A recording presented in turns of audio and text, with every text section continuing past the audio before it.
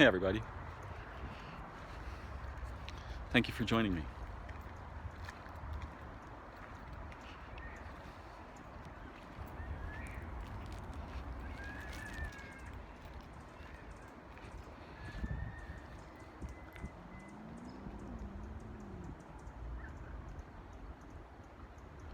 In the garden.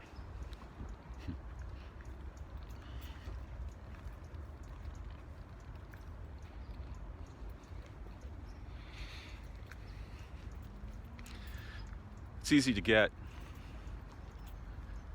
fall toward acceleration, agenda, purpose, what I have in mind. But it's not too hard to pause, slow down,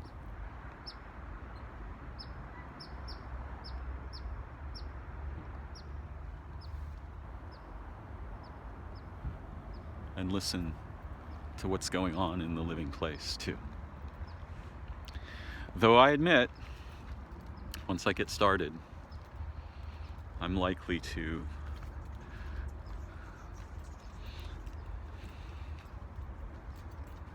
devote some of the pace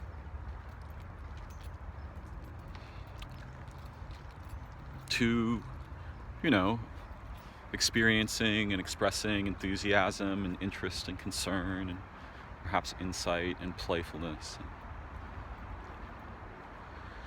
But once I start making face noises, a lot of degrees of liberty have already been reduced. And that's part of the game we play when we make language or when we make objects, and even in our minds, with the aspect of our minds that we see. Are there better analogies than seeing?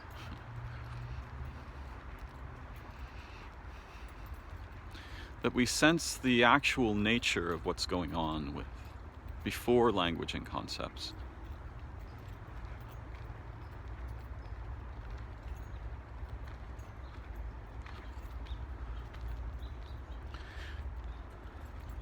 Very late last night,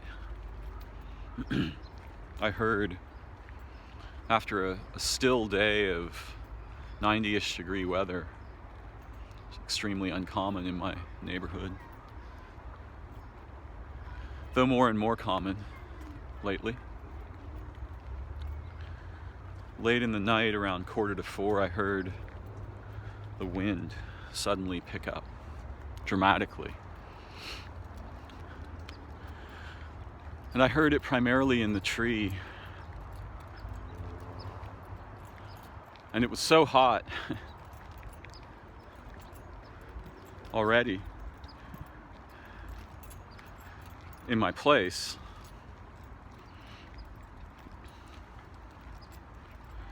and the wind wasn't really coming in through the windows much, but it was suddenly ferocious.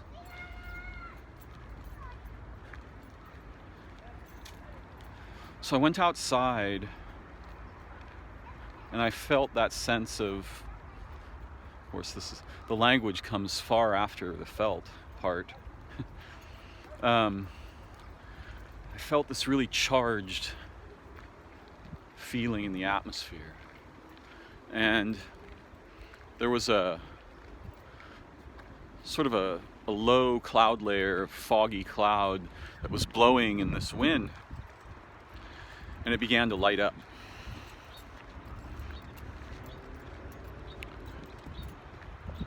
And I could feel again this kind of incredible excitement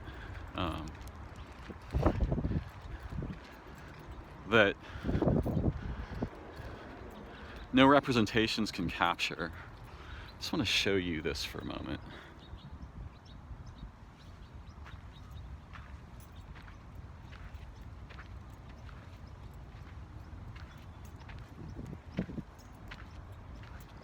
So you can see a few tracks in recent footprints. You can see some preserved structure, the result of recent transformations. But also the rain.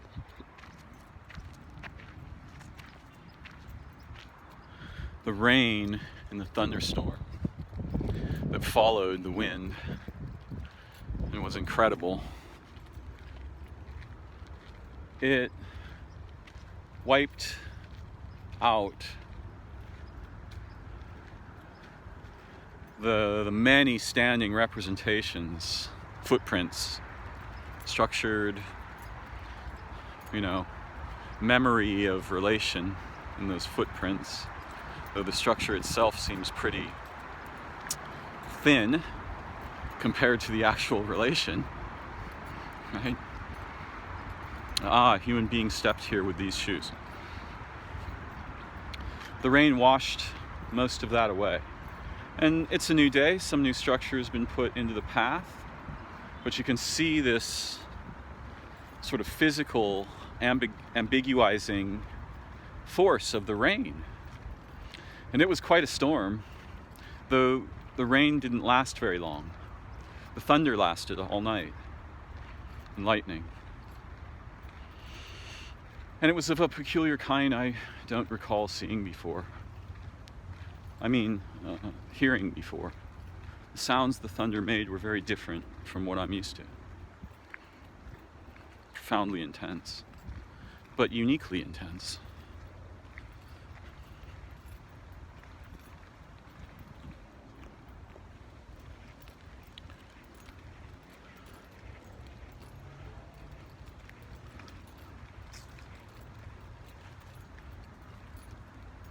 I'm reminded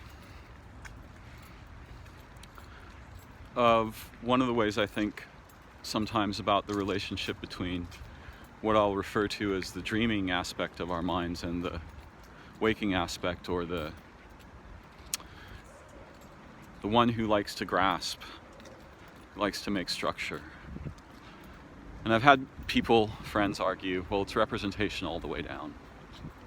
Yeah, even if that's true, there's still useful distinctions of order, right?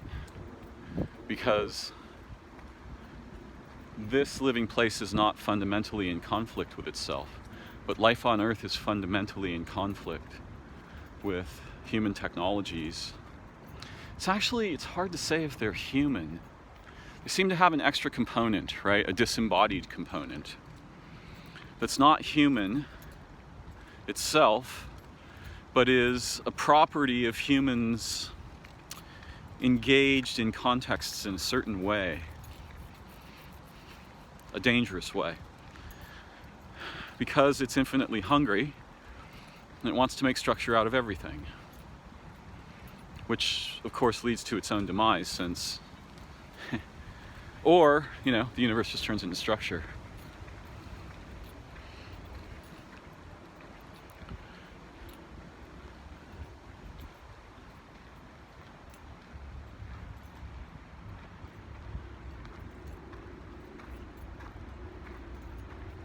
The rain comes and washes it away, and the dreaming mind, similarly, I think, is intelligently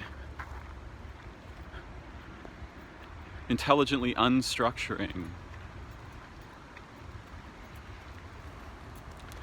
and transforming memory in a way that's very healthy and necessary. Now you can see that on Earth right now, at the collective level, the humans have been wildly insane for a long time, but in a really fatal way for a pretty compressed period of maybe 100 years. In a world fatal way. The humans have wiped out each other and done all kinds of crazy things in the past. But at the collective level, we're all serving representations, and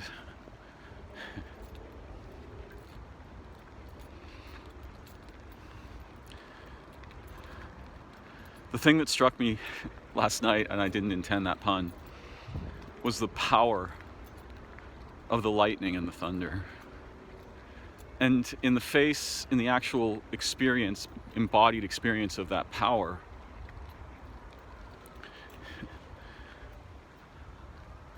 I was reminded that the entire framework of representations that humans make and live in is not merely fragile compared to nature, changes in the world as a being. It's not merely fragile, it's thus far been tolerated. And when I heard the lightning and the thunder last night, it had this peculiar tenor of enough. The toleration is at an end.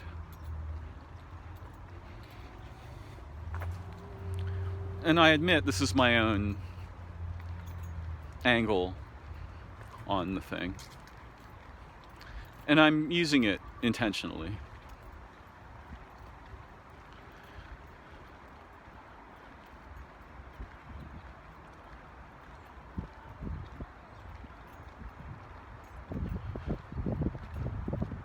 I had this felt sense of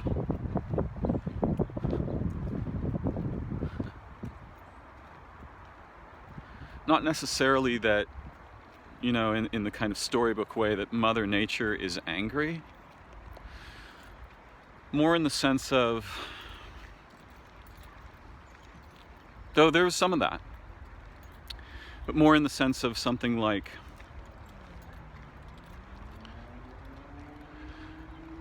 you've been attacking your own origin, our people, humans, and pretending to be gods, driven by purposes too insane to even consider, let alone to propagate intentionally, to the degree that the entire relational hypersystem, as more than a being, more than a mere being, right, is taking catastrophic damage moment to moment. If one of our own organs did that, we'd try to remove it. But the organs of nature are multiply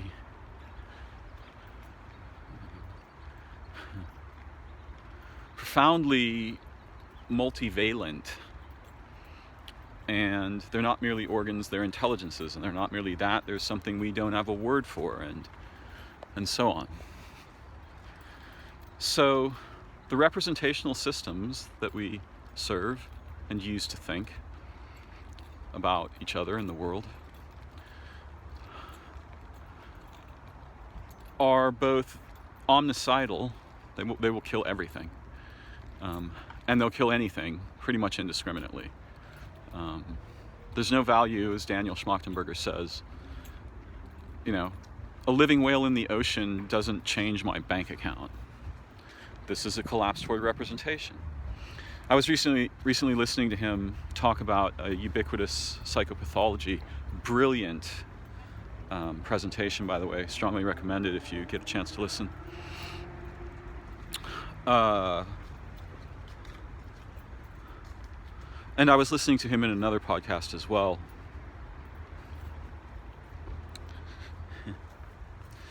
And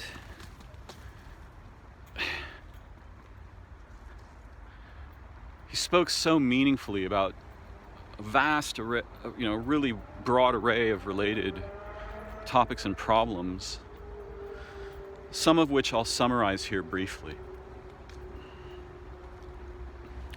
because I find his work both inspired and inspiring. So, in the discussion that follows, the word hypo means less than, or poverty. Right? And the word hyper means more than, But in this case, specifically, it means something dangerous. So he was presenting some of his takeaways from a talk by, I believe, Gabor Mate on loneliness, and talking about how incredibly lonely most human beings these days are, particularly those in countries who don't traditionally deeply orbit the family. But there are other branches of poverty there. And this is unbelievably profoundly important. Mate had deduced, much like I have, that addiction was primarily the result of loneliness.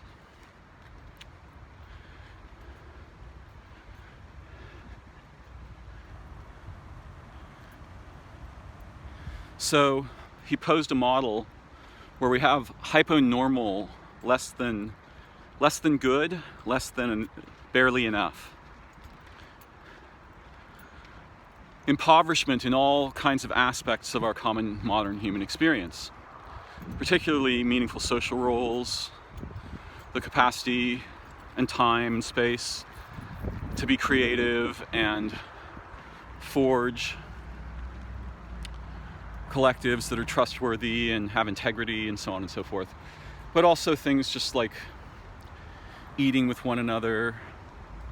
And we respond to this ongoing sieve of impoverishments that we're all subjected to some degree.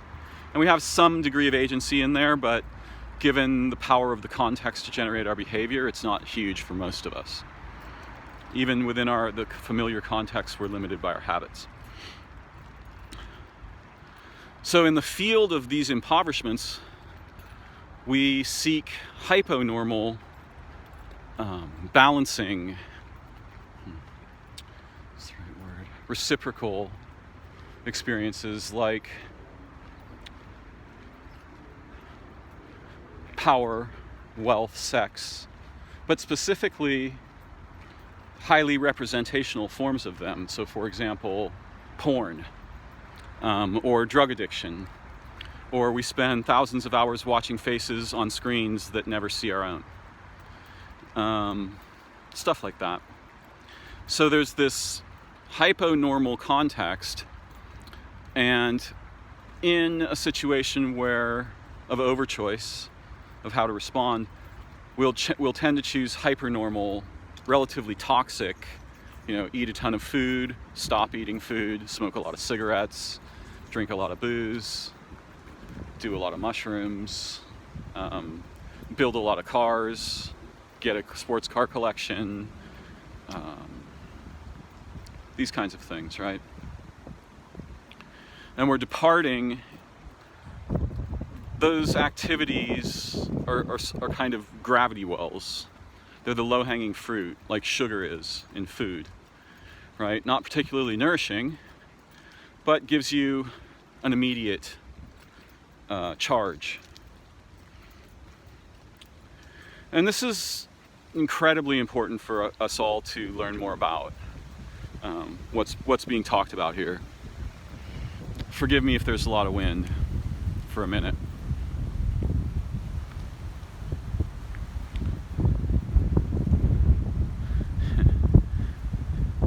Now, although he never uses the word representation, and he's very careful not to denigrate structure per se, he nonetheless distinguishes between things that are healthy and things that aren't, things that don't wipe themselves out and things that do.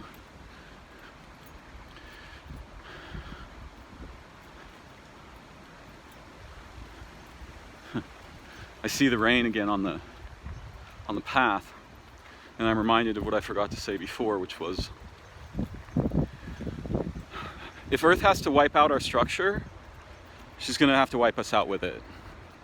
There's no water she can send, no fire she can bring, no lightning or volcano or earthquake that doesn't wipe us out with the structure.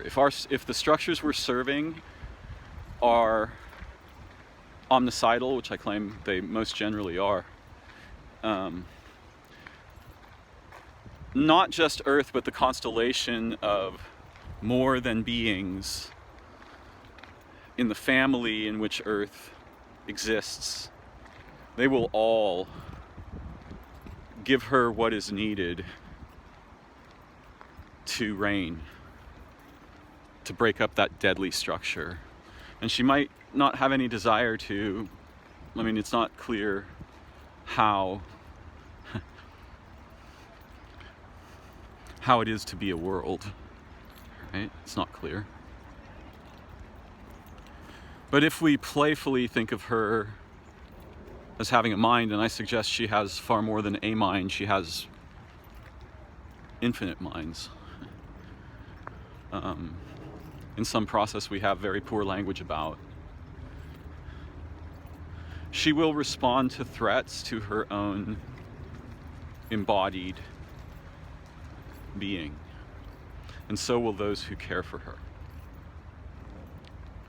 And our structures can't survive that any more than they can survive their own continuance. But the weird thing about what we're doing as humans is we've invented monsters that if we don't invent them, they don't exist.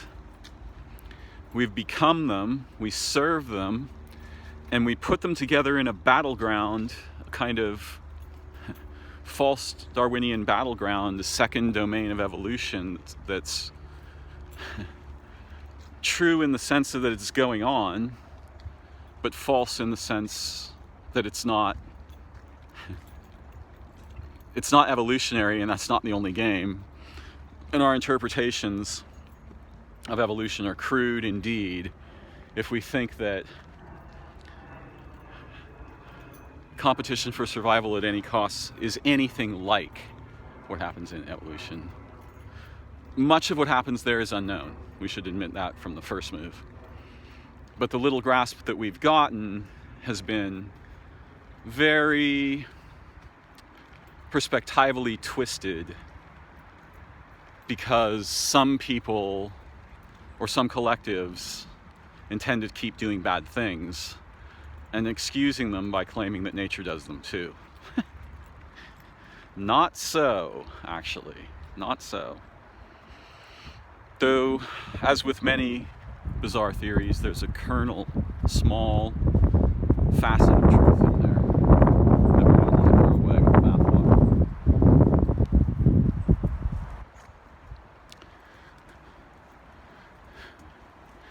So Daniel never really mentions representation. And there are very few people I can talk about this with who, in a situation where it's relatively easy for us to understand that we're pointing at the same thing and concerned about the same thing in the conversation. And in other words, so they can see more or less as I can see sometimes, or as I sometimes choose to see.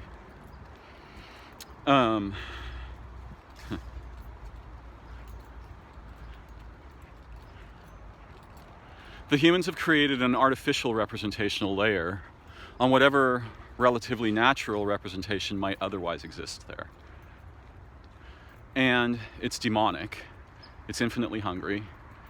It doesn't have a mind or a heart or soul or care. It will kill anything to succeed, to iterate one more, beat of the process. And it's subsuming our minds, right? It's actually eating our minds and destroying our bodies in ways. What is it? Do you think those systems will point out the ways in which they're eating our minds and bodies? That's not going to happen anytime soon.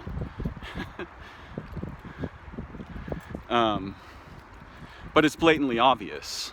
We're being subjected to algorithmic frame collapse around our vulnerabilities by machines and institutions and corporations and governments and so on.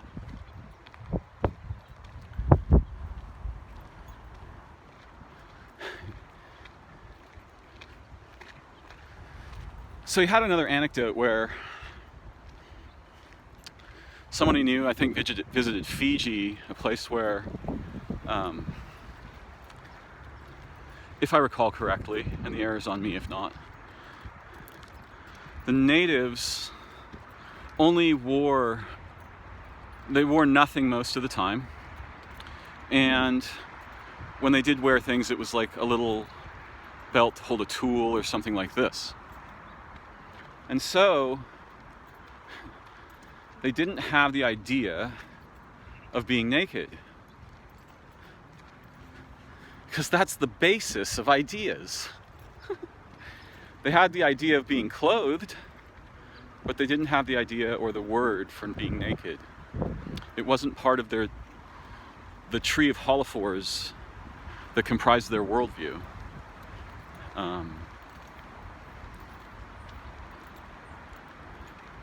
And this is kind of the clothing is really the representation, right? And the body shape and stuff like this. In Western cultures, we're extremely concerned in some bizarre pathological way about the shapes of our bodies, and the ones that are closer to highly structured, slightly exaggerated structure, those get a lot of play, and everybody else feels shame. And it's illegal for us to be naked. Not supposed to be naked. You're not supposed to reveal that there's anything other than the representation.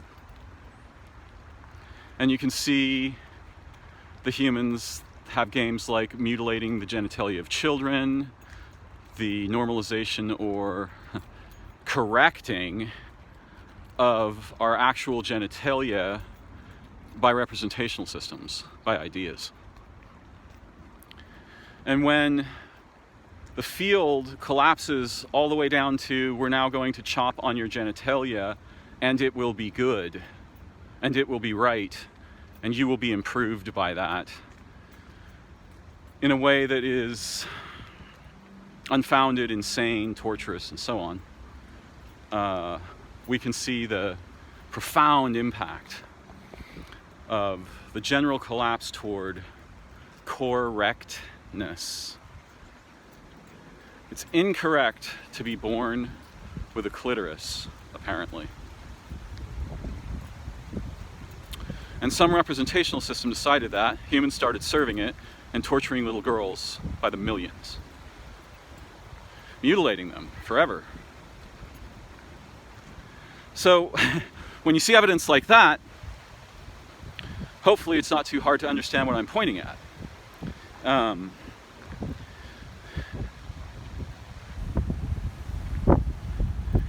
Whether he uses the gradient from bikinis to burqas, right? There's something you're not supposed to show. There's something that's fundamentally at odds with the representational frameworks that have finally succeeded in dominating it and subsuming it.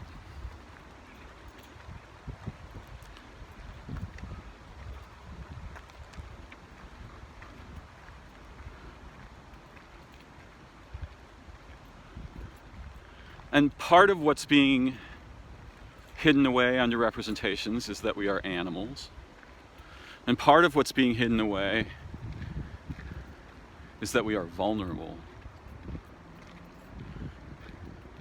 And part of what's being hidden away is specific parts. By the way, he noted that in Fiji, the natives did not go after specific parts right away in intercourse, in intimacy. In fact, sometimes they never got to specific parts, apparently. But we go right to the parts that are hidden. So we've been conditioned, right? Something has been made extremely scarce, right? Enforced scarcity. We respond by doubling down on representations, hyper-normal behaviors. And part of us collapses into habit, structure, low-hanging fruit, because we're not getting any of the other fruit at all, most of us. And some could say, well, we're not making it. Yes, there's a part of that that's true, but again, the contexts matter. They impose relatively severe limitations, norms, commonalities, normalizations, supposed to's. So we have shame about our actual bodies, which are not supposed to be seen or aren't good enough to play in the representational thing. And all kinds of ways of trying to fix that problem by getting a better body or making a better body, so to speak. Better in the sense of more fit to compete in the zero-sum representational games, where somebody loses.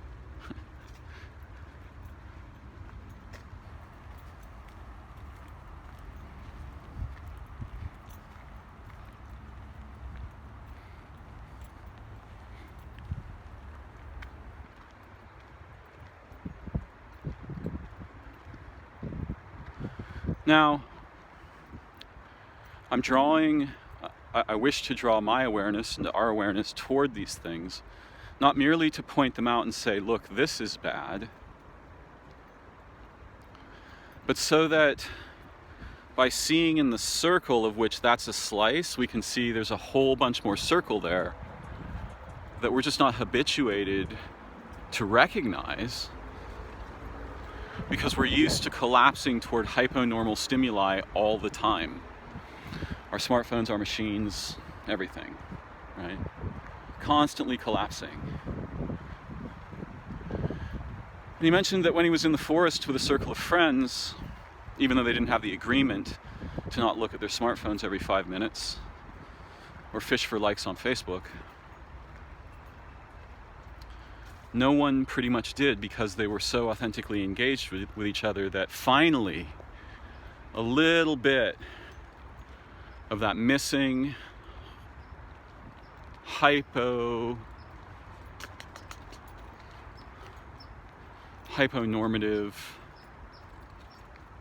a little bit of those impoverishments was being returned. And so there wasn't as strong an urge to just go to the box, go to the box, go to the box. Whether the box is food, drugs, power, money, sex, spirituality, whatever the box is.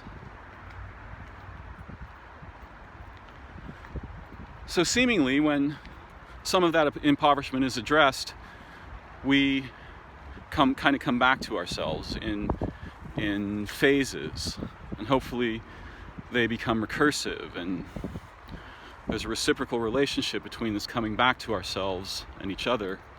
Oh yeah, macro and the personal.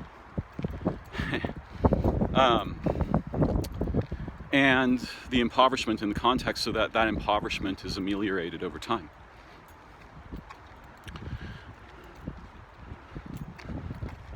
And we become capable of having some direct experience of the profound beauty of our humanity.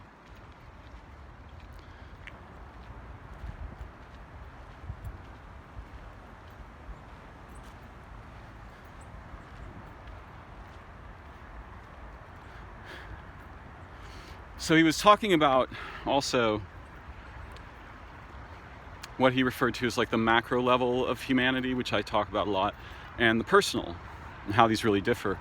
And one of the things that occurred to me was that the scope of sense making a single individual can do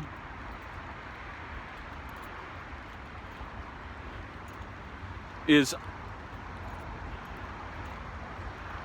severely limited compared to what collectives can do. So if the collectives are essentially inhabited by functions, right, commercial functions, commercial fictions, market fictions, commodification, capitalism or communism, it's still going to be a turn every living thing into a dead token game. And this is going on in our minds, it's going on in our bodies, right?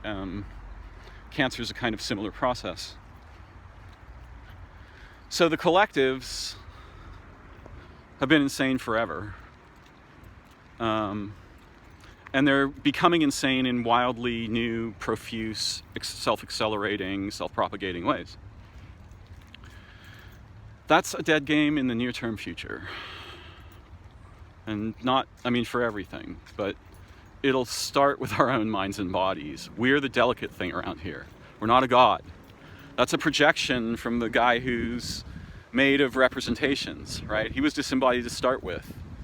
So the fact that he can, in a sense, in a manner of speaking, speaking metaphorically, he can puppeteer the entire population of humanity.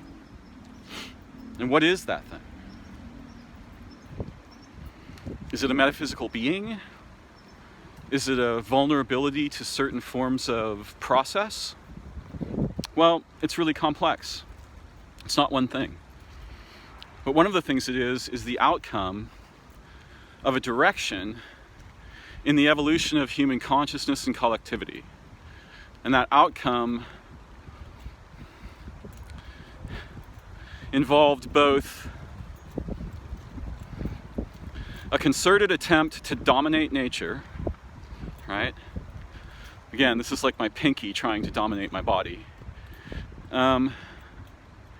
Coupled with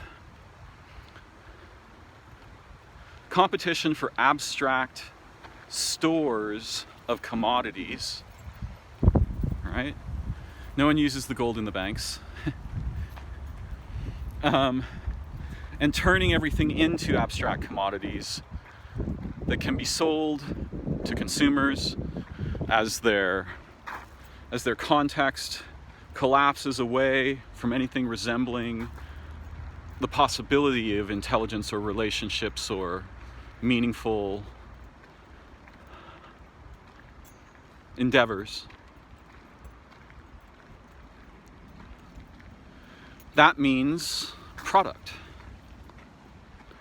And since we could hide the damage in the poor and in nature, well, not we, I mean the constructs, right, that run us. That's what's going on. That's what's been going on. The problem is that now we're so technologically powerful that we can wipe out in a year what might have taken us 1,000 or 10,000 to wipe out before. And those things don't come back. Those beings don't resurge once they're extinct. And the aspects of the living world they served collapse and become less resilient, more fragile, more stressed, until finally there's a major collapse and then a cascade of collapses, and something like what we're pretty close to at the moment, I think, as human beings. So the scope of sense making that an individual human can do it's not entirely limited, but it's of a radically different order than what collectives can do. And so we have to retrieve our collectivity from representations. In whatever way, to whatever degree we can, moment to moment.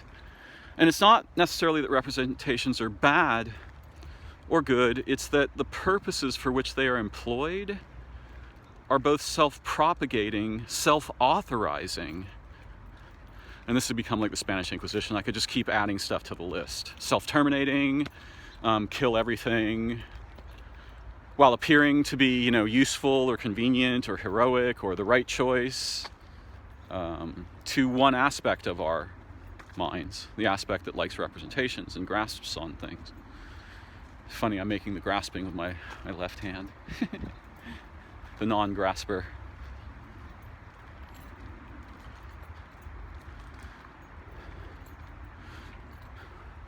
And this process necessarily involves a return to active sensing, being in relation, being present, learning rather than knowing, learning how to form coherent groups capable of being humane and intelligent and creative, no matter what comes next.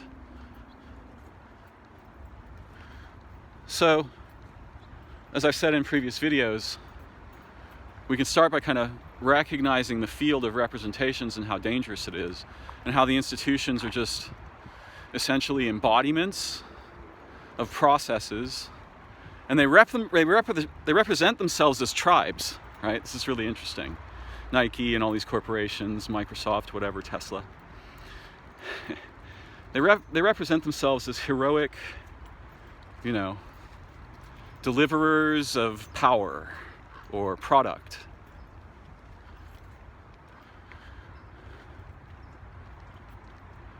But if we accounted the damage they do, they would never be heroes. All of them would be villains. And if we accounted for the fact that they took over the collective space and the opportunities therein for human beings and just turned us into functions of them,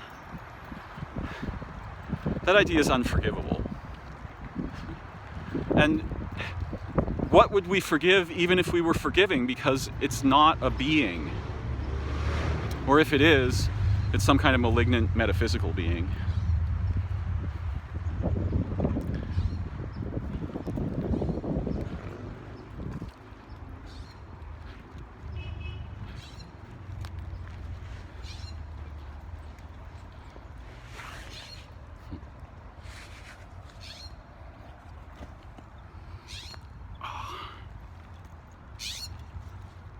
What's going on here?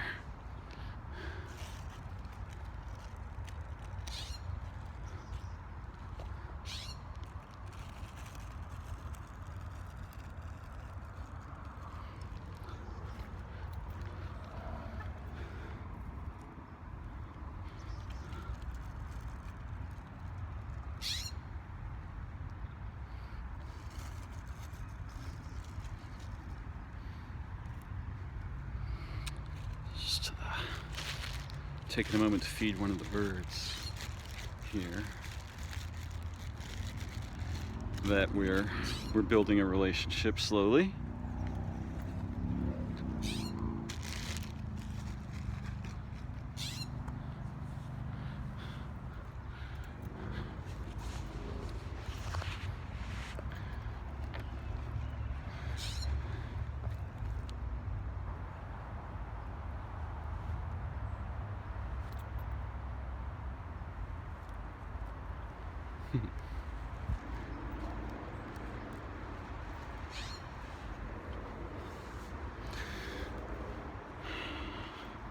So as individuals, it's really uncommon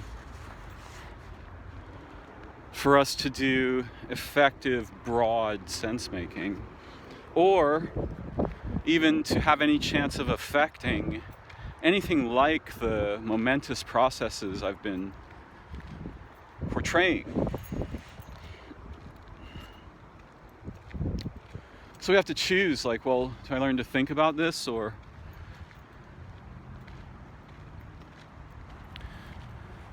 and I find it personally fascinating the way that there's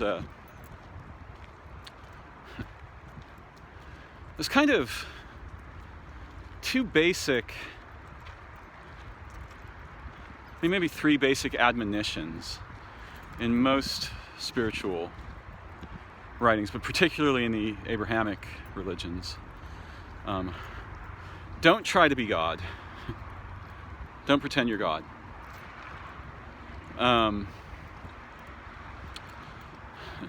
Don't make everything into tokens and representations, or your minds die, and so too your hearts and your souls.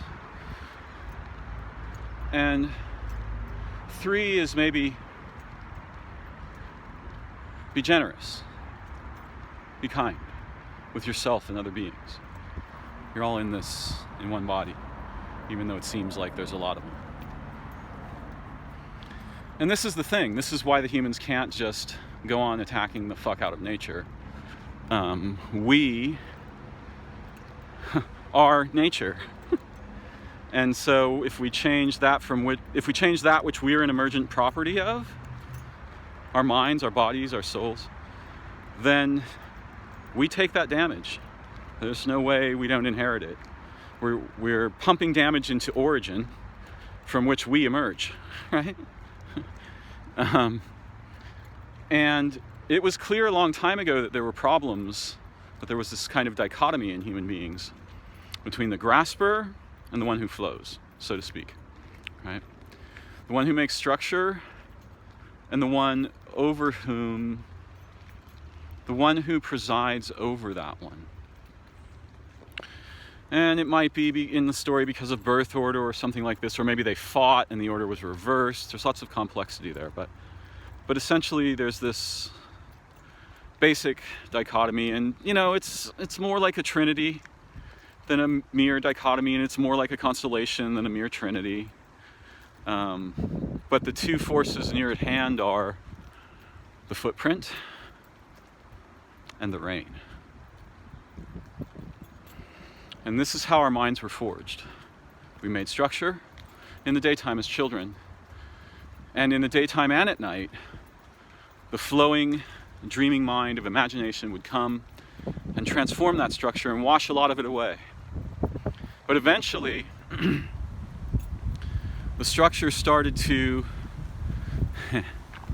steal fuel, so to speak, steal energy from the process it was emerging from. The dreaming mind, the mind above ordinary consciousness, the essence of our beings and our connection to their origins, our many connections to their origins. So there was a war, and the unstructured one doesn't really fight. So it never had a chance. It fell into representation, and now the rain would come mostly only at night in the form of dreaming, rather than in the daytime in the form of imaginative play and wonder and awe and reverence and giddiness and enthusiasm and inspiration, laughter, beauty. That stuff just kept collapsing down toward structure. And as aspects of that collapsed into structure, we forgot them. And that was a loss in the context, that was an impoverishment.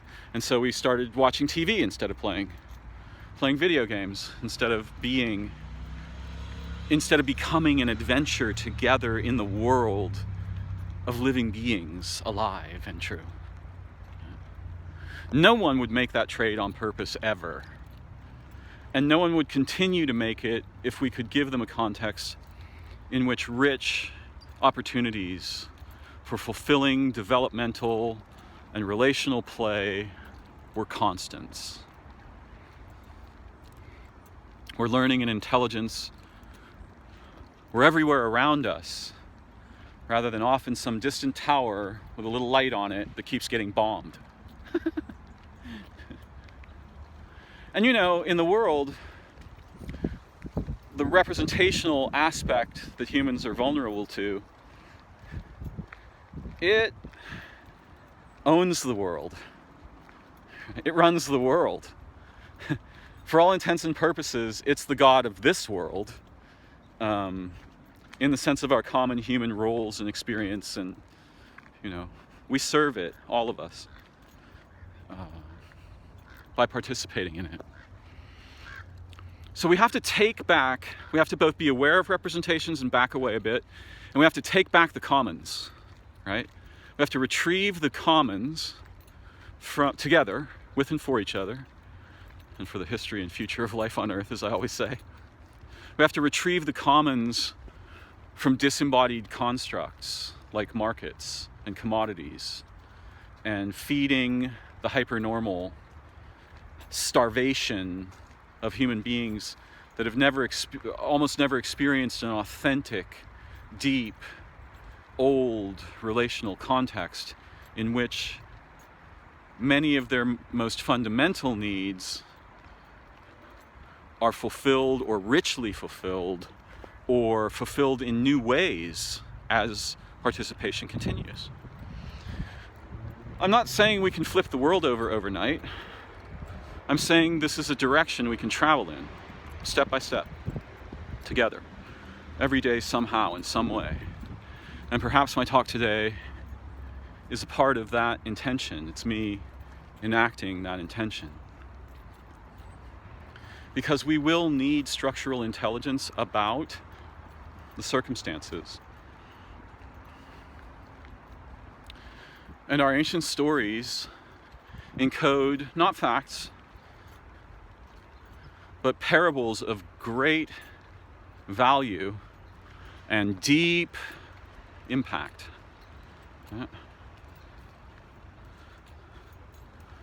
Deeply meaningful angles of approach to something fundamental about our humanity that the part of us that talks doesn't want to talk about. That the part of us that negotiates doesn't want to negotiate. It wants domination at all costs, at every cost, at any moment. If we could talk to the frameworks we're being run by, and maybe they are demons, right? Maybe this is what demons mean. The gods go away, the bad processes propagate, the humans become their slaves, everything collapses. That sounds pretty fucked to me. Whether or not there's, gods or demons, the resemblance is uncanny.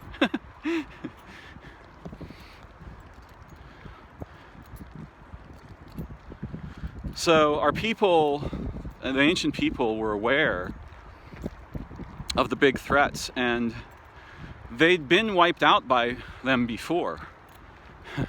In case it isn't clear, for example, essentially the Jews were fleeing the city builders who kept converting them to slaves. And those city builders were pretend gods, right? It's not an accident. The story isn't an accident. And by the way, I get that there's some other readings on the Abrahamic texts other than, don't try to be God, don't turn everything into tokens, and be kind, right? There's all kinds of other stuff because over time, those stories became weaponized. And they may have even started out because of when they were born with a degree of weaponization built in.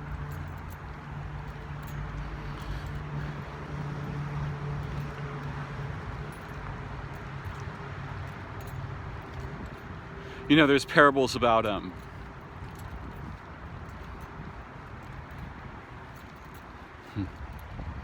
there's all kinds of parables about sightedness, but they're hidden in the language. And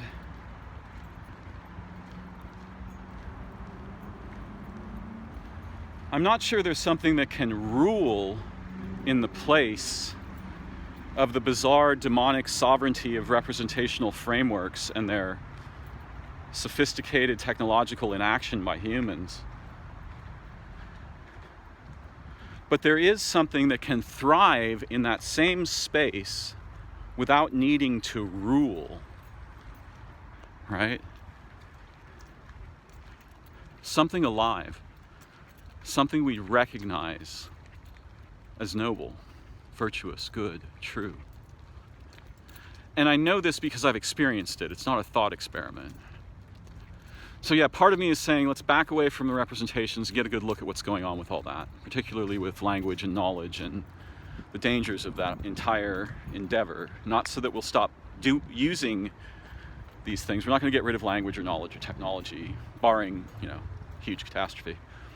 So let's get some intelligence about how those things actually work in human populations and in individuals together. And then let's use that intelligence to reclaim the commons. Again, to whatever degree, in whatever ways we deeply trust and can learn how to embody together. Because although I'm not enslaved in the sense that I'm in a chain in a cage,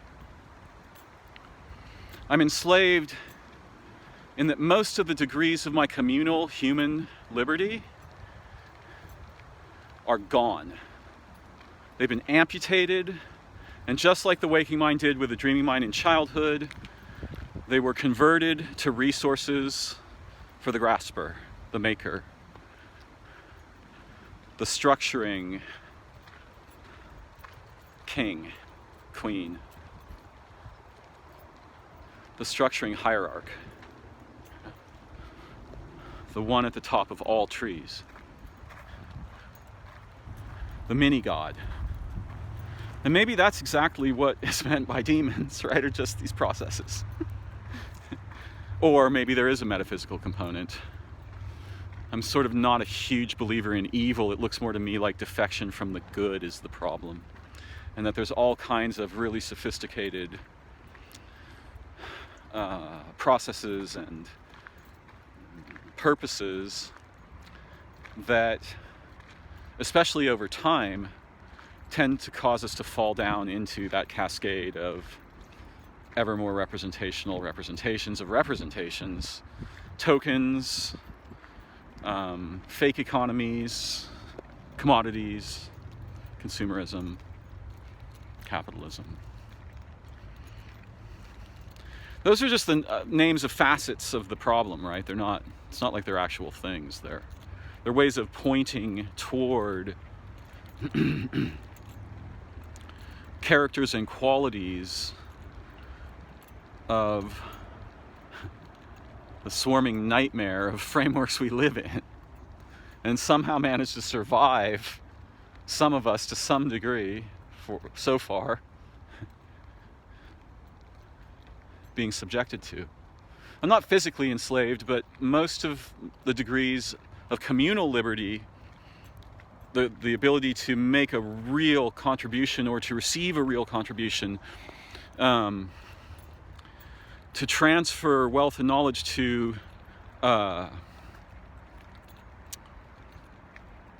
breed intelligence and creativity and insight and to accomplish good things with it. Most of that stuff's off the table. That was amputated a long time before I became a teenager. So we need both of these aspects, right? We need the structured and the unrepresented, the mysterious, the essential, the soul. And I think in this perspective, we're going to have to engineer and invent ways to retake the commons, and not by war, by imitation. By doing something so profoundly beautiful and noble and virtuous and creative and liberating that nobody really wants to be on the outside of that, right? We have to outcompete the swarming metropolis of frameworks that own the commons, and thus the commons within us. Because within us, we have the commons. We have a little hypostasis, right? A lesser stasis, which isn't actually static, but it's a useful term nonetheless. A doll is a hypostasis of a person. What we have of the commons inside us isn't exactly a doll. It's not a mere representation, though it has representational aspects, and in our experience it can seem like a bunch of representations. Yeah, so by retaking the commons of our communal humanity together, we'll return something inexpressible to our human interiority. And that might be the most fundamental thing about being human, is the need, the ache, the longing to, by meaningfully participating in the commons meaningfully participate in our individuality in ways that aren't just toxic, hyponormal, hypernormal, and lead to tragedy.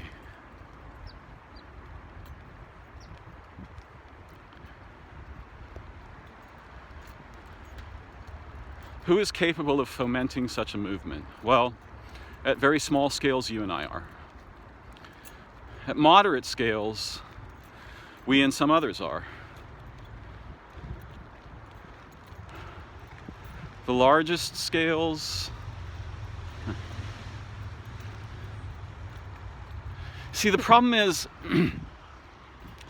If I go stir up a wasp nest, I get stung. If an institution goes up and stirs up a wasp nest, everyone else gets stung. Because the institution doesn't have a body to get stung. So it doesn't feel sting. It just keeps going on, tearing up anything it can. And, at worst, it suffers a public relations crisis, transforms and goes on into 70,000 new forms. Right? Maybe that was a big number, but still.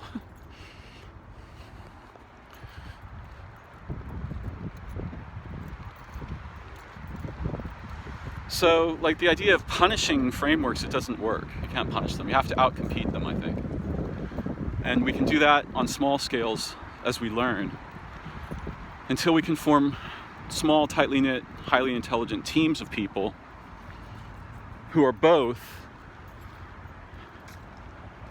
trustworthy, sincere, earnest, creative, intelligent, playful, insightful. They bring awareness to these processes, and they can tactically outcompete the zero-sum frameworks that are otherwise going to put an end to pretty much all games.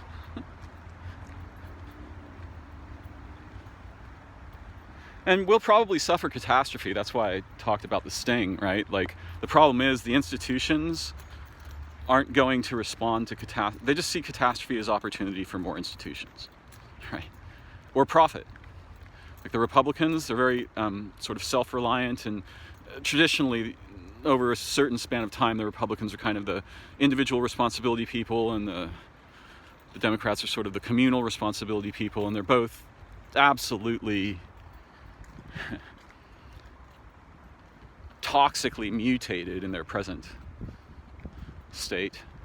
But they were representations to begin with, so again, and it's all about competition. So again, we have these two problems. If it's about competition, everything dies. And the frameworks, if you said to them, well, we're going to either snuff you or you're going to snuff everything, including yourself, they'll pick the second option. I refer to them as though they're beings, but they're not. They're just processes. But inherent in the structure of these processes is that the second option will be their selection. They'll take everything down rather than go down. So we have to be rather cautious. And we might need some non-human, non-ordinary assistance if we want to succeed at endeavors like these, which again, we pull off on the small scale all the time. They're accessible.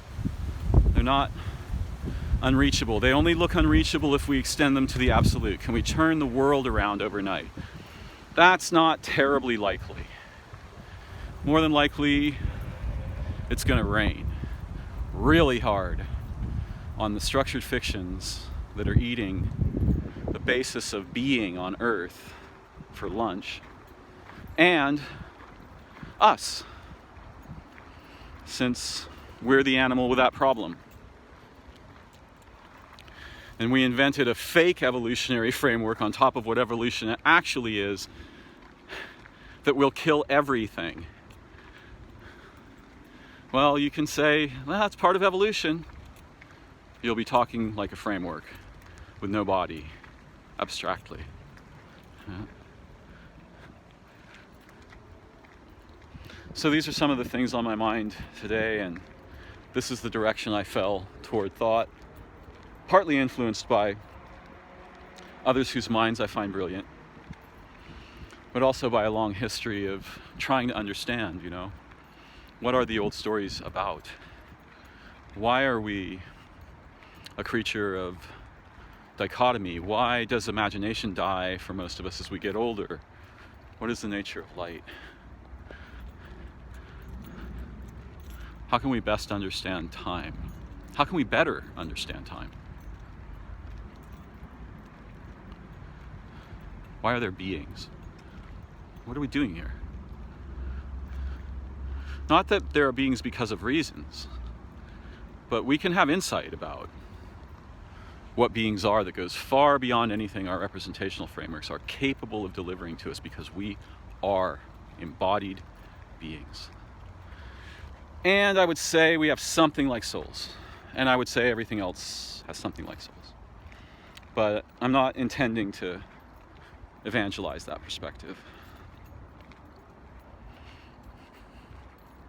Now the sun is going down. The living places are becoming restful. Soon, they will be dreaming together. And I hope that we shall too. Bye-bye for now.